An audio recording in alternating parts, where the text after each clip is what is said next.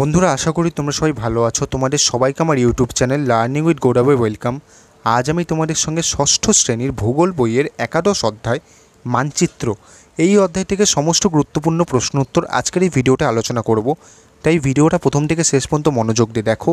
তোমাদের মধ্যে কেউ যদি থাকো যে প্রথমবার আমার এই চ্যানেলের ভিডিও দেখছো, তাহলে অবশ্যই চ্যানেলটাকে সাবস্ক্রাইব করে পাশে থাকা বেল আইকনে ক্লিক করে নোটিফিকেশন অল করে দাও, কারণ তোমাদের ক্লাসে বিভিন্ন সাবজেক্টের উপর ভিডিও আমি যখনই আপলোড করব তার নোটিফিকেশান খুব সহজেই তোমরা পেয়ে যাবে। আর দেরি না করে চলো ভিডিও শুরু করা যাক। ষষ্ঠ শ্রেণীর ভূগোল বইয়ের একাদশ অধ্যায় মানচিত্র। মানচিত্র অধ্যায় থেকে প্রথম প্রশ্ন, প্রাকৃতিক মানচিত্র কাকে বলে? উত্তর, যে মানচিত্রে বিভিন্ন প্রাকৃতিক বিষয় অর্থাৎ পর্বত, মালভূমি, নদ নদী, স্বাভাবিক উদ্ভিদ প্রভৃতি দেখানো হয় তাকে প্রাকৃতিক মানচিত্র বলে। পরের প্রশ্ন, রাজনৈতিক মানচিত্র কাকে বলে? উত্তর, যে মানচিত্রে বিভিন্ন দেশ, রাজ্য, জেলা প্রভৃতির অবস্থান ও সীমানা বোঝানো হয় তাকে রাজনৈতিক মানচিত্র বলে।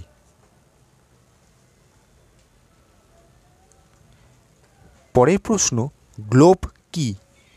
উত্তর, গ্লোব হলো পৃথিবীর একটি ছোট্ট মডেল বা প্রতিরূপ। এর মাধ্যমে খুব সহজেই পৃথিবীর আকৃতি, দেশ, মহাদেশ, মহাসাগর প্রভৃতির আকৃতির অবস্থান সঠিকভাবে বোঝা যায়।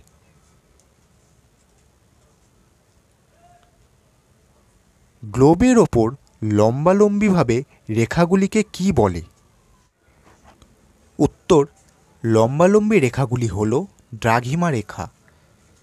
পরের প্রশ্ন, গ্লোবের ওপর আড়াআড়িভাবে টানা সরু রেখাগুলিকে কি বলে? উত্তর, আড়াআড়ি রেখাগুলি হল অক্ষরেখা। পৃথিবীর সম্বন্ধে জানার সহজ ও নির্দিষ্ট উপায় কি? উত্তর, মানচিত্র।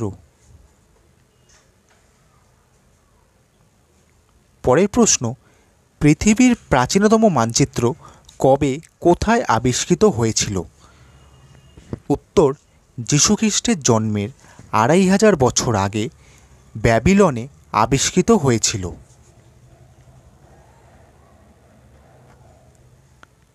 পরের প্রশ্ন, পৃথিবীর প্রাচীনতম মানচিত্রটি কিসের ওপর আঁকা হয়েছিল? উত্তর, এই মানচিত্রটি কাদা পাথরের ওপর আঁকা হয়েছিল।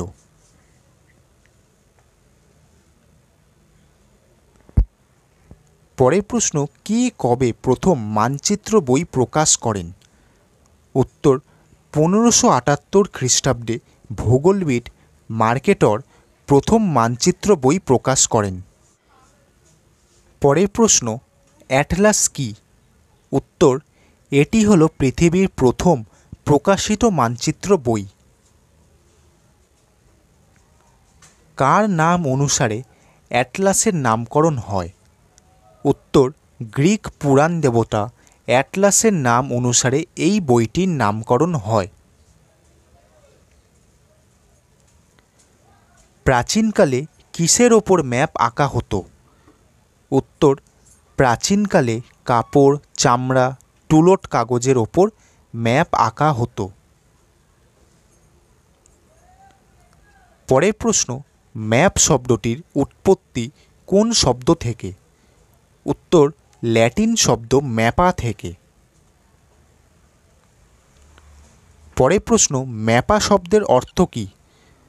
উত্তর, কাপড়। পরের প্রশ্ন, মানচিত্র অঙ্কন বিদ্যাকে কী বলা হয়? উত্তর, কার্টোগ্রাফি বলা হয়। মানচিত্রের উপরের দিককে কী বলে? উত্তর, উত্তর দিক বলে। পরের প্রশ্ন, কোন যন্ত্র দিয়ে দিক নির্ণয় করা হয়?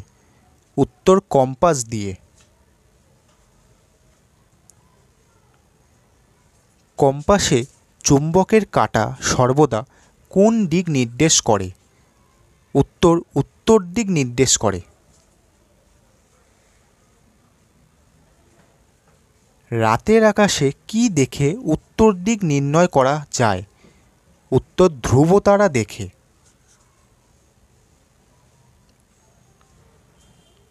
পরের প্রশ্ন, মানচিত্রের কোথায় নির্দিষ্ট প্রতীক চিহ্ন এবং রঙের অর্থ লেখা থাকে? উত্তর ইন্ডেক্স বা নির্দেশিকায়।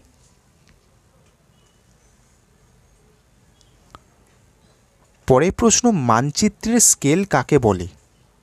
উত্তর মানচিত্রে দুটি স্থানের দূরত্ব এবং বাস্তবে ওই দুটি স্থানের মধ্যে প্রকৃত দূরত্বের অনুপাতকে ওই মানচিত্রের স্কেল বলে। পরের প্রশ্ন, মানচিত্রের বিভিন্ন স্থানগুলিকে বোঝাতে কোন রং ব্যবহার করা হয়? উত্তর জল বোঝাতে নীল রং ব্যবহার করা হয়। পাহাড় বা পর্বত বোঝাতে খয়েরি বা বাদামি রং ব্যবহার করা হয়। কৃষিজমি বোঝাতে হলুদ রং ব্যবহার করা হয় এবং বনভূমি বোঝাতে সবুজ রং ব্যবহার করা হয়। পরের প্রশ্ন, বড় স্কেল মানচিত্র কাকে বলে? উত্তর যে মানচিত্রে কোনো ছোট অঞ্চলকে বড় করে দেখানোর জন্য আঁকা হয় তাকে বড় স্কেল মানচিত্র বলে।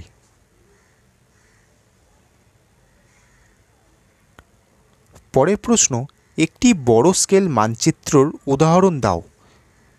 উত্তর মৌজা মানচিত্র। পরের প্রশ্ন, বড় স্কেল মানচিত্রে 1 সেমি মানচিত্র দূরত্ব কত বাস্তব দূরত্বের সমান?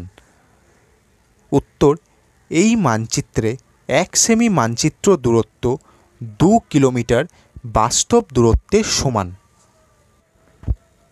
পরের প্রশ্ন, ছোট স্কেল মানচিত্র কাকে বলে? উত্তর যে মানচিত্রে কোনো বিশাল অঞ্চলকে ছোট করে দেখানোর উদ্দেশ্যে আঁকা হয় তাকে ছোট স্কেল মানচিত্র বলে।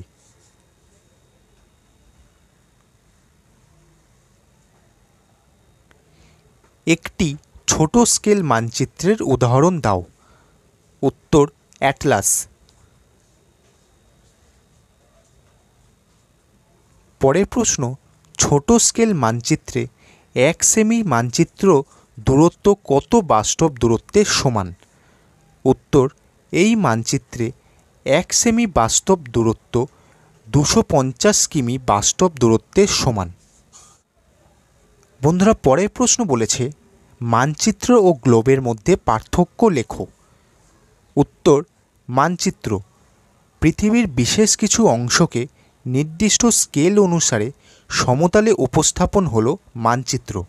অন্যদিকে সমগ্র পৃথিবীর একটি ক্ষুদ্র প্রতিরূপ হল গ্লোব।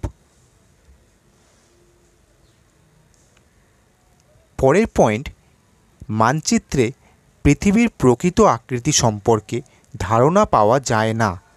অন্যদিকে গ্লোবে পৃথিবীর গোলাকার আকৃতির ধারণা পাওয়া যায়।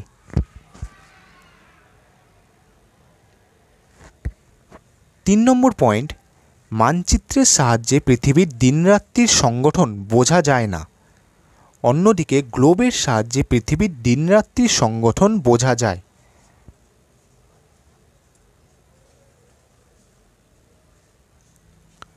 4 নম্বর পয়েন্ট, মানচিত্রের সাহায্যে পৃথিবী তার কক্ষপথে কিভাবে অবস্থান করছে তা বোঝা যায় না। অন্যদিকে গ্লোবের সাহায্যে পৃথিবী তার কক্ষপথে যে হেলে অবস্থান করছে তা বোঝা যায়। ষষ্ঠ শ্রেণীর ভূগোল বইয়ের একাদশ অধ্যায় মানচিত্র। এই অধ্যায় থেকে প্রশ্ন উত্তরের ভিডিও আজ এই পর্যন্তই। ভিডিওটা যদি তোমাদের ভালো লাগে অবশ্যই ভিডিওটা একটা লাইক করো, শেয়ার করো আর আমার এই চ্যানেলটাকে সাবস্ক্রাইব করো। বন্ধুরা, ভিডিওয়ে দেখানো কোনো প্রশ্ন উত্তর শুনতে অথবা বুঝতে তোমাদের যদি কোথাও কোনো অসুবিধা হয় অবশ্যই ভিডিওর নিচে কমেন্ট বক্সে লিখে পাঠাও, আমি তোমাদের সব ডাউট ক্লিয়ার করে দেবো। তো আজকের মতো এই পর্যন্তই। সবাই ভালো থেকো। পরের দিন তোমাদের সঙ্গে দেখা হচ্ছে নতুন একটা ভিডিও নিয়ে।